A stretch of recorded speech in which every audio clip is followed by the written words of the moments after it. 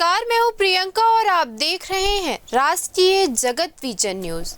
छत्तीसगढ़ के बीजापुर जिले में एक बार फिर सुरक्षा बलों ने माओवादियों के खिलाफ बड़ी कार्रवाई को अंजाम दिया है। थाना पमेड़ और तरमेर क्षेत्र में चलाए गए माओवादी विरोधी अभियान के तहत सुरक्षा बलों ने न सिर्फ नक्सलियों द्वारा बनाए गए शहीद स्मारक को ध्वस्त किया, बल्कि जंगलों में छिपाकर रखे गए हथियार और विस्फोटकों का बड़ा जखीरा भी बरामद किया है। ये संयुक्त कार्रवाई कोबरा 208, कोबरा 203, कैरूपू 228 बटालियन और जिला बल की ओर से उड़ता मल्ला, बरसेनी-पल्ली, मंगलतोर और गुंडाराज गुडेम के जंगलों में की गई।